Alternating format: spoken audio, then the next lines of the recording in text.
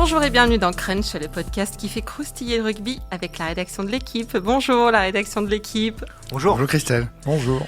Cette semaine, pour un podcast encore plus gourmand, on fait comme dans Top Chef, on ajoute du croquant, puisqu'en plus de Frédéric Bernès, bonjour Fred. Salut Christelle. De Clément Dossin, bonjour Clem. Salut Cricri. On a un invité, le tout premier invité de Crunch, ça fait quelque chose. Un ancien 3e lignel, 46 ans tout chaud. International aux 89 sélections, qui a longtemps joué pour l'ASM. Il est aujourd'hui consultant pour l'équipe et pour Eurosport. Bonjour Olivier Magne. Bonjour à tous. Et merci de croustiller avec nous. Avec Olivier Magne, on va parler de plein de choses, de top 14, de Pro D2, d'équipe de France. Alors on ne perd pas de temps, c'est parti, flexion liée jeu. On commence par le top 14. À 2 journées de la fin de la phase régulière, il flotte encore un joli petit suspense. C'est direct en demi pour Toulouse et Clermont.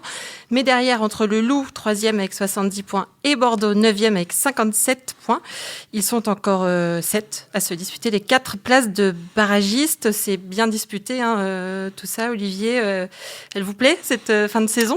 Ouais, elle me plaît, d'autant plus que on assiste quand même à 2 équipes qui dominent le championnat, que sont Toulouse et Clermont, qui pratiquent un rugby vraiment, vraiment sympa, attractif, avec beaucoup de vitesse, beaucoup de mouvement. Voilà, donc c'est vraiment un rugby qui me plaît.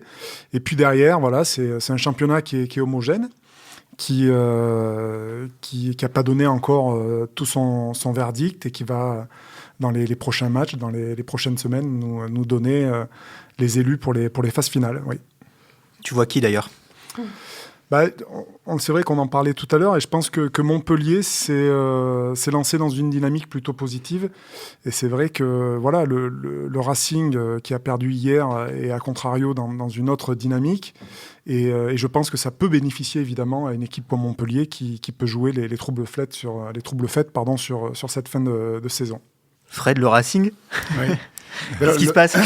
Fred, mais le Racing, c'est dommage parce qu'ils avaient, c'est dommage pour eux, ils avaient 2 super occasions pour repasser et même pour recevoir le barrage à Colombes du coup, parce que ce sera à Colombes et pas à l'Arena, because Mylène Farmer. Castres a perdu chez eux 2 fois. Ça fait toujours. A perdu 2 fois à domicile de suite. Donc ils avaient moyen, parce que je pense que Lyon sera 3e. Je pense que Lyon, ils sont 3e depuis suffisamment longtemps pour qu'on pense que voilà, ils sont à leur place. Et le Racing avait l'occasion là de rester 3e, de rester 4e, je veux dire, et de recevoir. Et ils sont en train de passer complètement à côté, alors qu'ils avaient fait une très belle série de 6 ou 7 matchs d'affilée en top 14 sans défaite. Et là, ils se retrouvent avec 2 matchs. Alors non seulement ils les perdent, mais c'est surtout le contenu des matchs qui est super inquiétant, je trouve, parce ils ont beau changer les charnières, changer les joueurs, mettre certains joueurs au frigo, parce qu'on peut appeler ça comme on veut, mais c'est quand même un peu ça. Zibo, Russell, Machno. Ça change rien en fait. Cette équipe a pas d'enthousiasme. Enfin, en tout cas, le match d'hier, c'était ça. Il y avait pas d'enthousiasme, il y avait pas d'envie. Ils ont perdu au sol, ils ont perdu dans les airs. Le jeu au pied était pas bon. Enfin, il y a trop de choses et ça s'effiloche quoi. En fait, ça donne cette impression-là, que ça s'effiloche et ce serait étonnant parce que le Racing, depuis qu'ils sont remontés en top 14, n'ont jamais été éliminés avant les phases finales. Le Racing sans Coupe d'Europe l'année prochaine, ça va être compliqué quoi. Après, il leur reste 2 déplacements. Oui, il reste à Agen Perpignan et à Agen. À Perpignan et à Agen, ouais. Oui. Donc 2 équipes qui ont plus grand chose à jouer. Oui, comme à Pau. Qui peuvent être. Oui, c'est vrai. Comme à Pau. Ouais, enfin, Pau devait se sauver encore à ce moment-là, alors que là. Ouais. Ouais, après, ça reste 2 déplacements quand même assez périlleux parce que Perpignan, on connaît l'orgueil catalan et c'est vrai que recevoir une équipe comme le Racing avec ses stars, la motivation est toute trouvée pour ces équipes de bien terminer, d'offrir un dernier match conquérant à leur public. C'est vraiment des déplacements dangereux pour le Racing et notamment Agen qui est aussi sur une très bonne dynamique. Je pense que le Racing, si évidemment ils ne soignent pas leurs maux très, très rapidement dans les jours à venir, ça peut être très, très compliqué. Ouais. On a vu un score fleuve ce week-end, à 83-6, Toulouse. Il y en a eu quelques-uns cette saison. Ça vous inspire quelque chose, ces scores fleuves ? Oui, alors après, c'est vrai que le Stade Toulousain, quand il pratique ce jeu-là, ils sont irrésistibles. Mais de là à penser que Pau est une équipe qui, si elle rejoue ce genre de match, reprendra 80 points, je ne le crois pas. Je ne crois pas qu'il y ait autant de différence entre les 2 équipes. Donc voilà, je pense qu'il y a des équipes évidemment qui lâchent un peu en cette fin de saison. Voilà, une équipe comme Pau qui va se maintenir évidemment avec 8 points d'avance sur le premier relégable, ou 10 points je crois. 10 points, c'est bon pour eux. Ils ont un petit peu lâché en cette fin de saison et donc ça facilite le jeu pour des équipes comme le Stade Toulousain qui se régalent. Hein. Ça a été un match d'entraînement, on va dire, parce qu'à 83 points, ça n'est qu'un match d'entraînement. Mais voilà, après, il ne faut pas que ça se reproduise trop souvent parce que sinon, ça décrédibilise un peu le top 14. Tu évoquais le jeu plaisant, chatoyant pratiqué par Toulouse et Clermont. Est-ce qu'il y a d'autres équipes qui trouvent grâce à tes yeux dans ce top 14 ? Souvent dans les chroniques, hein, on connaît tes idées sur le jeu, tu regrettes que certaines équipes soient peut-être un peu trop frileuses. Est-ce que malgré tout, tu vois une évolution dans le jeu qui est pratiqué dans ce championnat ? Ouais, je crois qu'il y a une prise de conscience sur le fait que le top 14 a pas les mêmes prérogatives dans le jeu qui sont et les exigences que sont demandées dans le rugby international. Donc on voit des équipes qui se tournent vers ce rugby-là, qui est capable de répondre au niveau d'une Coupe d'Europe. Et je pense que le Stade Toulousain, Clermont, sont des équipes qui depuis longtemps... pour le Stade Toulousain, ça revient cette année, mais pour Clermont, c'est quand même une équipe qui pratique depuis longtemps ce jeu fait de vitesse et de précision. Après, il y a une équipe comme Perpignan, qui évidemment a perdu énormément de matchs cette année, mais avec quand même en essayant, en tentant des choses. Et moi, j'ai trouvé ça intéressant. On parlait de Pau tout à l'heure, qui en début de saison aussi me faisait l'impression d'une équipe qui commencer à maîtriser un peu ce jeu de mouvement. Donc, il faudra évidemment encore un petit peu de temps pour parfaitement l'apprivoiser. Et puis voilà, après, il y a des équipes comme La Rochelle, qui aussi, bien poussées par des entraîneurs venus de l'hémisphère sud, pratiquent un rugby qui va dans ce sens-là. Donc, ouais, moi, j'aimerais que davantage d'équipes essayent de se tourner vers ce jeu-là, mais... De ce que je vois pour l'instant et des équipes qui dominent ce championnat, ça me rassure quant au jeu qui doit être pratiqué. Castres, non ? C'est pas ta tasse de thé ? Si, mais... Christophe Furios qui disait, je sais plus quelle était la phrase, mais que enfin, en gros, on joue pas au rugby pour être spectaculaire, on joue au rugby pour gagner, je résume... Ouais, mais bon, lui, je trouve, il est coquin un peu, Christophe Furios. Moi, je crois qu'il a... c'est un fin stratège, Christophe Furios, et c'est une équipe qui est capable de s'adapter au jeu de l'adversaire, d'imposer un jeu restrictif, limitant, pour gagner quand la nécessité s'en fait ressentir dans des matchs un petit peu fermés. Et puis il est capable aussi, certaines fois, avec son équipe, de partir dans un jeu ouvert en marquant de nombreux essais. Bon, ils sont dans une période un peu délicate en ce moment, mais moi, c'est pas une équipe qui me déplaît, parce que j'ai pas envie non plus que toutes les équipes jouent de la même manière. Ça serait pas non plus très attrayant, mais voilà, de voir une équipe comme Castres qui est régulièrement devant, c'est bien la preuve que voilà, il y a la place pour tous les rugby dans ce championnat. En matière de joueurs, il y en aurait un ou deux qui vous auraient spécialement tapé dans l'œil cette saison ? Ouais, il y en a un qui est extraordinaire, c'est Colby à Toulouse. Bon, après, voilà, on est face à des joueurs qui sont très talentueux, qui se retrouvent dans un système de jeu qui correspond parfaitement aux qualités du joueur. Voilà, après, chez les joueurs français, voilà, j'ai beaucoup d'admiration pour un garçon comme Dupont, qui a encore une marge de progression très, très importante. Voilà, après, sur des joueurs français, c'est des garçons comme Ituria. En plus, c'est des garçons que je connais bien parce que je les ai entraînés avec les moins de 20 ans. Et c'est vrai qu'on pouvait déjà s'apercevoir et détecter le potentiel de ces joueurs-là.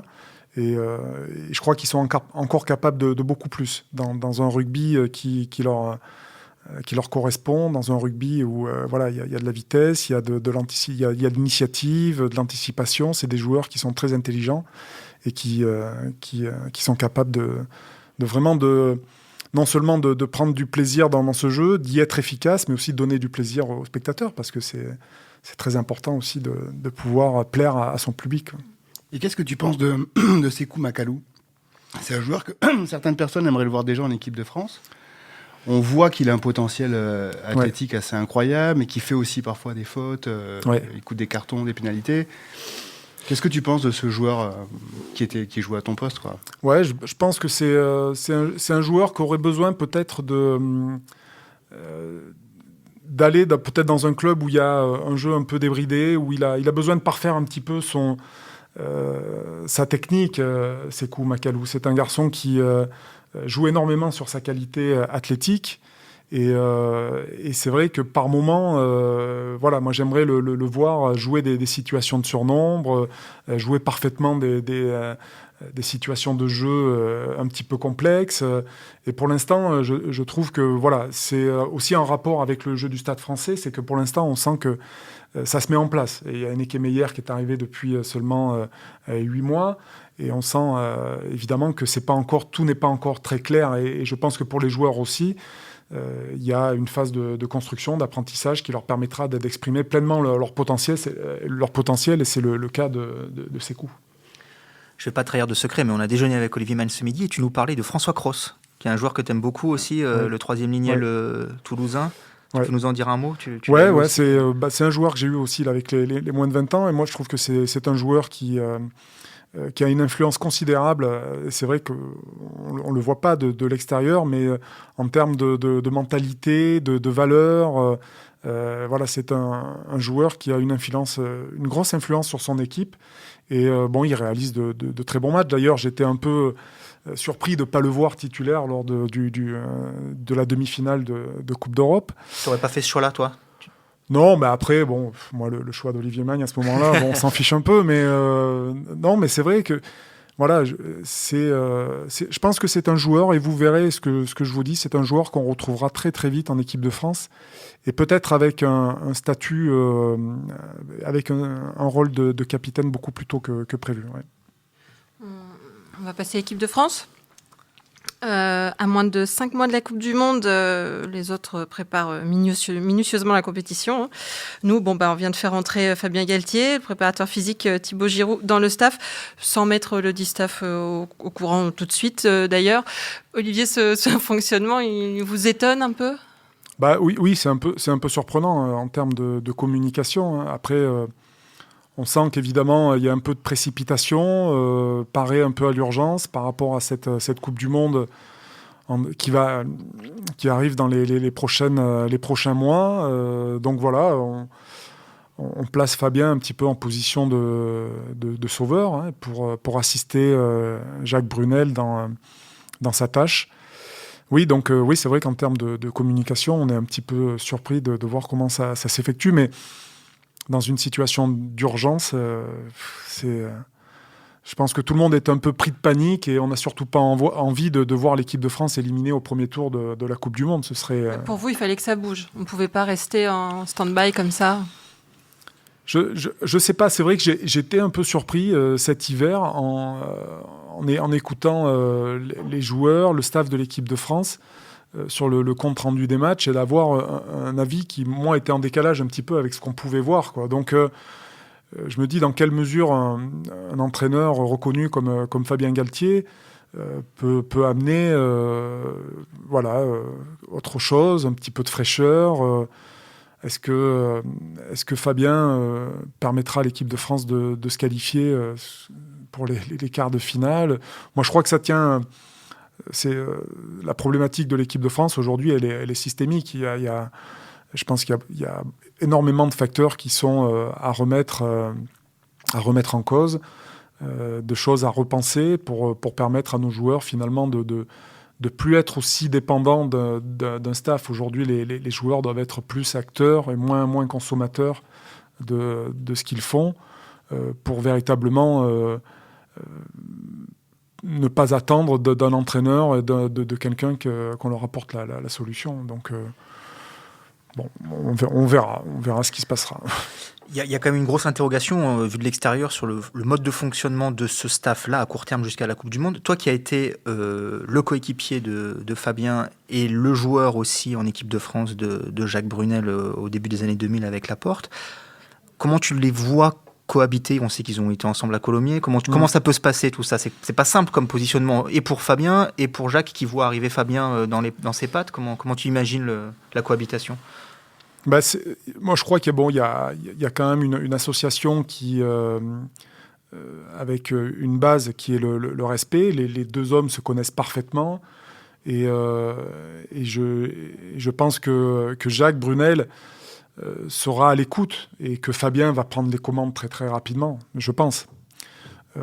Parce qu'on n'a plus de temps à perdre et que de toute façon, en mettant Fabien dès maintenant, on prépare aussi 2023, qui est la Coupe du Monde qu'on aura en France.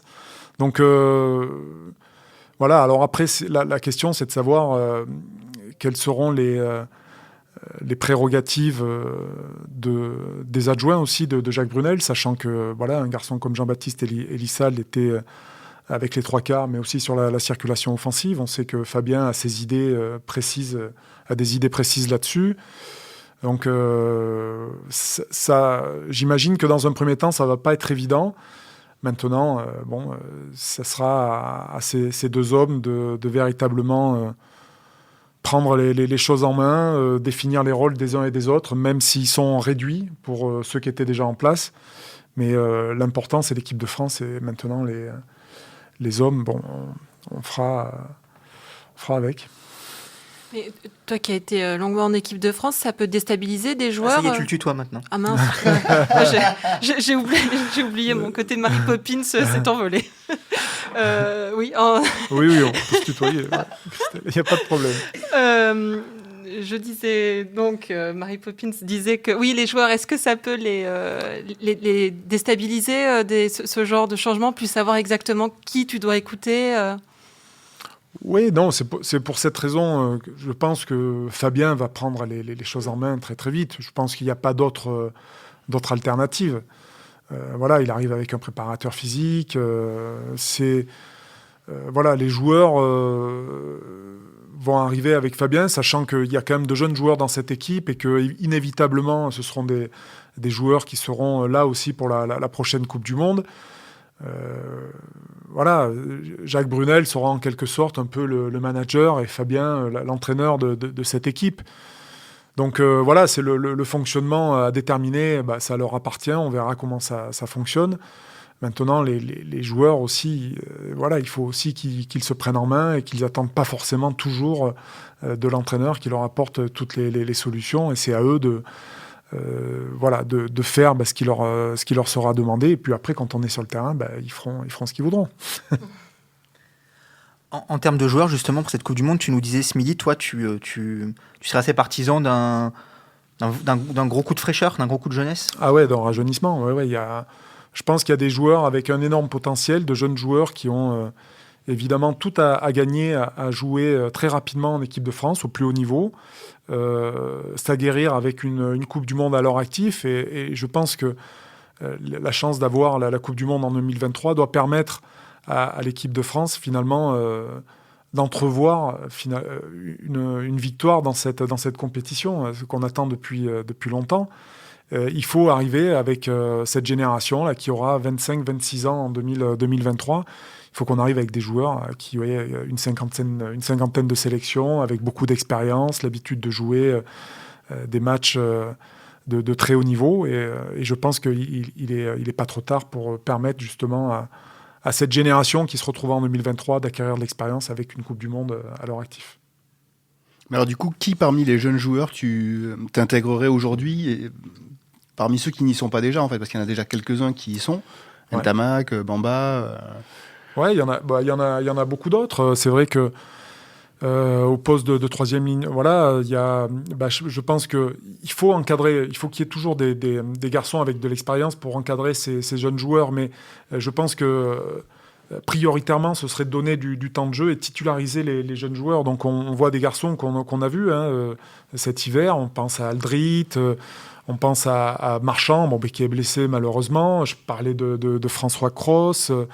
Il y a beaucoup de joueurs, beaucoup de jeunes joueurs qui ont, je pense, le potentiel pour réussir à très très haut niveau. Mais encore faut-il leur donner du temps de jeu, tout simplement. Donc Il y a malheureusement une génération qui a été, à mon sens, sacrifiée par un système qui n'a pas su leur donner les moyens d'aller chercher des résultats à haut niveau. Ce qui m'ennuierait, c'est qu'on fasse à nouveau le sacrifice de la jeune génération qui arrive, qui a un potentiel énorme. Et moi, ça me rendrait triste que l'on ne donne pas la chance à ces jeunes joueurs de s'exprimer au plus haut niveau pour enfin aller chercher un titre. Ça serait dommage. Au-delà des joueurs, il y a c'est les grandes manœuvres un peu en ce moment pour justement la Coupe du Monde d'après. Galtier, Ibanez, Giroud, Servat, Labitte, probablement Sean Edwards pour la défense. C'est des noms qui Et Karim Ghezal. Ah oui, Karim Ghezal, que j'ai oublié. Qui parle. Ouais, c'est des noms qui te parlent. On peut aller la chercher, cette Coupe du Monde, à ton avis, avec ces gens-là ? Oui, mais je voudrais dire par là que c'est pas que l'affaire d'un staff. En fait, c'est l'affaire d'un système, fédération, ligue, le rugby amateur, la formation, le top 14, qui amène les joueurs à être performants au plus haut niveau.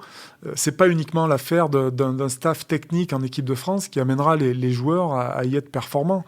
C'est pas que ça. Donc oui, c'est bien d'amener de la compétence pour encadrer notre équipe nationale, et il faut le faire à tous les niveaux, mais il y a des étapes dans la vie d'un joueur de rugby qui doivent lui permettre finalement d'acquérir une autonomie, une indépendance, une formation de très haut niveau, et lorsqu'il arrive en équipe de France, il faut qu'il arrive à être uniquement concentré sur la stratégie, mais on n'est plus il faut plus qu'on soit dans le développement et à se demander si le joueur a toutes les qualités techniques requises pour jouer au plus haut niveau, ce qui n'est pas toujours le cas.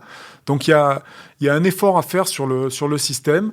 Il y a un rassemblement à faire du rugby français justement pour permettre à tout le monde finalement de s'y retrouver et que tout le monde soit fier de notre équipe de France et de ce qu'on fait, de ce qu'on a fait dans le système pour aller chercher des titres.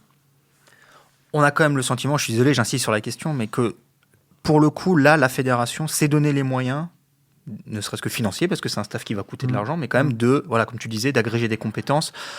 C'est sur le papier peut-être le staff le plus complet de l'histoire récente du 15 de France. En tout cas, après on verra les résultats. Mais Non, mais oui, clairement, il faut que d'un bout à l'autre de la chaîne, il faut qu'il y ait des compétences partout. Mais si les joueurs arrivent en équipe de France et n'ont pas les qualités techniques, n'ont pas les qualités physiques, stratégiques, tactiques qui leur permettent de s'exprimer au plus haut niveau, c'est pas Fabien Galtier qui, avec un garçon de 24 ans, va lui apprendre à taper un coup de pied du pied gauche ou du pied droit ou faire une passe vissée d'un côté ou de l'autre. Donc ça, c'est un travail qui est à faire en amont, qui est fait par le système dans lequel est engagé le joueur. Et depuis le rugby amateur, le rugby chez les enfants, jusqu'au plus haut niveau, qui permettra finalement à l'entraîneur de l'équipe de France, à un moment, il sera sur le siège passager, il regardera ses joueurs faire, et il aura juste mis en place la stratégie finalement de son équipe. Mais il n'aura pas à faire du développement sur la qualité technique ou physique d'un joueur. Donc c'est... Le travail à faire, il est aussi en amont, et je pense que la fédération l'a bien compris, tout le monde l'a bien compris, mais ça prend du temps. Il y aura de l'inertie avant de véritablement dire, on prend les meilleurs et pas les moins mauvais, quoi. Un mot sur Raphaël Ibanez. On sait qu'un des problèmes du rugby français est souvent les relations entre la fédération de manière générale et les clubs. Dans ce rôle de manager qu'il endossera après la Coupe du Monde 2019, tu le sens capable justement de mettre de l'huile dans les rouages, d'être cette interface entre l'équipe de France et les clubs? Ah ouais, complètement. Bon, moi, Raphaël, c'est vrai que je le connais bien. On joue ensemble depuis l'âge de 17 ans. C'est quelqu'un qui a toujours été très porté sur l'humain, quelqu'un qui aime beaucoup le côté politique en fait des choses, d'essayer de rassembler, de faire fonctionner tout le monde ensemble.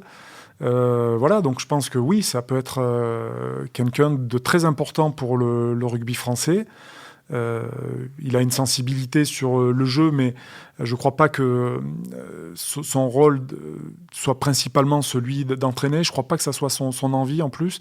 Mais c'est vrai que ce rôle de manager lui va très très bien, lui va à merveille. Donc on verra ce que ça donnera, évidemment. Je ne sais pas jusque-là quelles sont véritablement toutes les envies, les ambitions de Raphaël, mais inévitablement, voilà, ce sera quelqu'un d'incontournable qui devra évidemment mettre de l'huile dans les rouages du rugby français pour permettre à tout le monde de s'y retrouver. Ouais. En quelque sorte, c'est ta génération là qui prend le pouvoir un peu. Comment voilà. tu vois ça? Toi, d'un point de vue personnel Ouais, moi je suis souvent en contact avec eux. C'est vrai que Raphaël, je vois souvent. J'ai encore croisé Fabien Galtier il y a pas très longtemps. Voilà, on discute évidemment. Et je pense qu'il y a de notre côté, de notre génération, on a envie de redonner au rugby ce qu'il nous a apporté, et on a très envie justement d'apporter cette expérience, maintenant cette maturité qui est la nôtre. Et surtout d'être là pour les autres, de ne pas être là pour nous, parce que notre heure de gloire, on l'a eu quand on a été joueur.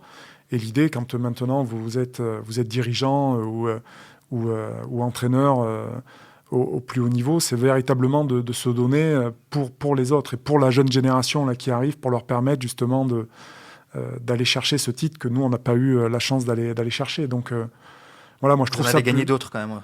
Pas de Coupe du Monde, oui, mais des tournois, des grands chelems. Ouais, mais la Coupe du Monde, déjà de regagner avec l'équipe de France, de retrouver la satisfaction de la victoire avec les Bleus, et puis voilà, d'aller chercher enfin une Coupe du Monde, ça serait sympa, parce que 2023, ça va vite arriver. Ouais. C'est peut-être un peu Mary Poppins, justement, mais quand on a été international comme toi, qu'on a gagné, est-ce que ça fait de la peine? En fait, c'est douloureux de voir le rugby français dans cet état un peu. Ouais, complètement. Ouais. Moi, ça me peine pour les joueurs, parce que je vois des joueurs tristes qui, en plus, voilà, sont dans le déni, finalement, de ce qui se passe, parce que pour véritablement affronter un problème, il faut le diagnostiquer véritablement. Il faut vraiment en faire le bon diagnostic. Et aujourd'hui, on a des joueurs qui sont complètement perdus. On le voit bien. Hein. Il y a des joueurs qui prennent aucun plaisir, qui n'en transmettent pas. Ça, c'est important. Et puis moi, ça me peine de voir l'équipe de France de rugby qui trouve pas aujourd'hui sa place sur la première page de l'équipe. Donc c'est important, voilà, parce que je pense que le rugby pour tous en France est un sport qui a des valeurs. Tout le monde se retrouve derrière ce sport, et il est important que notre équipe nationale soit forte. Ouais. C'est aussi ça qui t'a donné envie de t'inscrire dans un projet un peu en opposition à Bernard Laporte en vue des prochaines élections. Ouais. Bon, t'es pas tout seul, hein, on rappelle, il y a les Blanco, Pelouse, Lièvremont. Oui, alors là, précision, là, moi je suis pas du tout dans l'opposition. On m'a prêté une position qui est pas du tout la mienne actuellement. Moi, je suis dans la réflexion, dans la discussion, mais en aucun cas dans l'opposition. Aujourd'hui, je discute de rugby, de ce que je vois, de ce que je constate avec tout le monde, que ce soit avec la fédération actuelle ou avec les gens qui veulent aussi aider la fédération. Et il y a des gens, évidemment, qui sont situés dans l'opposition, en l'occurrence Florian Grill, Serge Blanco et Fabien Pelouse. Mais c'est ces trois-là qui sont dans l'opposition. Moi, je n'y suis pas. Donc, je fais partager... sans aucune restriction et aucun cloisonnement, mes réflexions sur ce que je vois, sur ce que j'aimerais voir. Et voilà, pour l'instant, pour moi, il n'est pas question de faire de la politique. C'est pas encore le moment. Mais bon, voilà, si je peux aider d'une manière ou d'une autre le rugby français, bah, je le ferai, que ce soit avec... la fédération actuelle ou avec l'opposition si elle est élue en 2020. Mais pour moi, l'idée, c'est d'aider le rugby français, quelles que soient finalement les personnes qui sont à la tête de cette fédération. Ton ambition personnelle à plus court terme, là, c'est quoi ? C'est d'entraîner à nouveau, de retrouver un club si possible, comment tu vois les choses ? Ouais, j'aimerais bien. Alors après, c'est vrai que c'est la période, là, je suis consultant, ça fait maintenant pas mal d'années que je suis consultant. J'ai entraîné pas mal aussi ces dernières années, que ce soit l'équipe de France amateur, l'équipe de France A, les moins de 20. J'ai entraîné Brive à mes débuts en top 14. J'ai fait un petit passage à Massy pendant 2 ans. Voilà. Après, je fais des formations avec World Rugby. Je forme les éducateurs dans les pays émergents, donc ce qui m'amène à voyager un petit peu. C'est dans les pays d'Afrique. Je fais passer des diplômes à des joueurs étrangers qui sont sur le territoire pour qu'ils puissent entraîner en toute légalité. Et puis, oui, j'arrive à un moment où j'aimerais bien peut-être retrouver les terrains, mettre en place mes convictions, essayer de mettre en place un projet qui m'amènerait à vérifier si ce que je pense aujourd'hui au niveau du jeu trouverait sa place dans le rugby actuel. Donc, voilà, là, je termine tranquillement ma vie de consultant. Enfin, je termine. Je fais tranquillement mon chemin avec... Je vous préviens si tu trouves un club, parce qu'il faut qu'on prenne place après. Donc. avec vous, je prends beaucoup de plaisir, avec Eurosport, voilà. Donc, et puis après, si un projet se présente, pourquoi pas, on verra.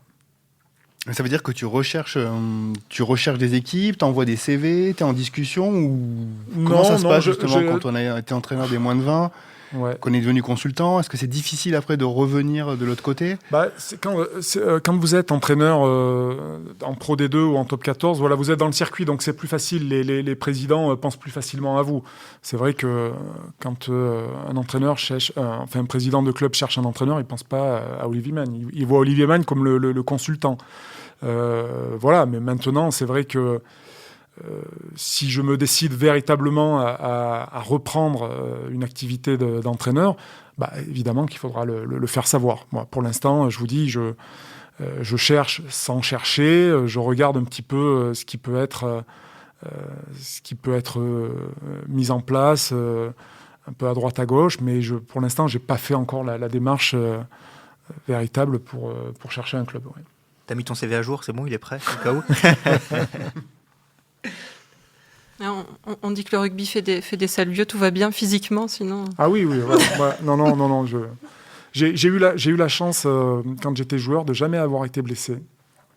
Et je remercie mes parents pour la constitution qu'ils m'ont donnée. Non, c'est vrai que j'ai pas de bobo particulier. J'arrive à faire régulièrement du sport. Bon, en plus, j'ai toujours aimé ça, donc je garde une activité régulière. Puis j'habite dans une région qui est superbe, où on peut faire beaucoup d'activités, courir, du surf, du vélo, voilà, un petit peu de golf. Voilà, donc je continue à m'entretenir et donc j'ai pas de soucis. Ouais, tout va bien, on est rassurés. Avant de vous relâcher, vous qui suivez la Pro D2 aussi, ça y est, je vous vois. Vous nous donneriez un petit pronostic pour la fin de saison de Pro D2 ? Oui, alors il y a Oyonnax et Vannes qui logiquement terminent aux 2 premières places et vont recevoir pour les demi-finales. Brive, pardon. Excusez-moi. C'est Brive le côté et Oyonnax. jaunard qui ressort. Et donc ces 2 équipes sont quand même très très bien placées pour se retrouver en top 14. Il me semble que Brive a été une équipe beaucoup plus régulière sur l'ensemble de la saison, a un effectif qui a été sur l'ensemble de la saison plutôt préservé avec des joueurs frais, et ils vont pouvoir se retrouver au complet là sur les matchs qui arrivent. Donc voilà, je fais de Brive un peu mon favori pour la remontée directe, parce qu'il faut gagner maintenant la finale de Pro D2 pour accéder au top 14. Et puis derrière, on pourrait avoir un match d'accession. La revanche de l'an dernier, ouais, entre Grenoble et Oyonnax. Donc, ouais, c'est un peu indécis. Tu étais à Vannes, je crois, hier pour le match. Oui. Vannes. Raconte-nous juste qu'est-ce que c'est Vannes. Voilà, c'est un superbe stade. C'est le nouveau venu. Ouais, c'est un peu l'ambiance. C'est un petit peu le petit La Rochelle au début. Voilà, donc une grosse ambiance, un public qui découvre le rugby, qui y prend beaucoup de plaisir, donc ils suivent leur équipe. C'est pas encore l'enthousiasme et la passion débordante des matchs dans le sud-ouest, mais voilà, le stade est plein régulièrement. Ils ont un petit stade de 10 000 places au milieu, en plein centre-ville, dans une ville magnifique. Et voilà, donc moi je suis ravi de voir que le rugby se développe sur l'ensemble du territoire et voit émerger des clubs comme Vannes qui en plus tirent bien leur épingle du jeu, parce que bon, on parlait de Brive et Oyonnax, mais tout peut arriver. Peut-être que Vannes aussi peut très très vite, pourquoi pas, se retrouver en position d'accéder au top 14. On le saura dans les prochaines semaines. Très bien, on a fait le tour, messieurs. Eh bien, merci. C'était Crunch, une émission de la rédaction de l'équipe. Aujourd'hui, j'étais avec Clément Dossin, Frédéric Bernès et notre invité Olivier Magne. Merci Olivier. Merci à Louis, à la technique et à l'édition. Retrouvez-nous tous les lundis sur l'équipe.fr, Apple Podcasts, SoundCloud. N'hésitez pas à réagir, laissez-nous des commentaires, mettez-nous des étoiles. À la semaine prochaine.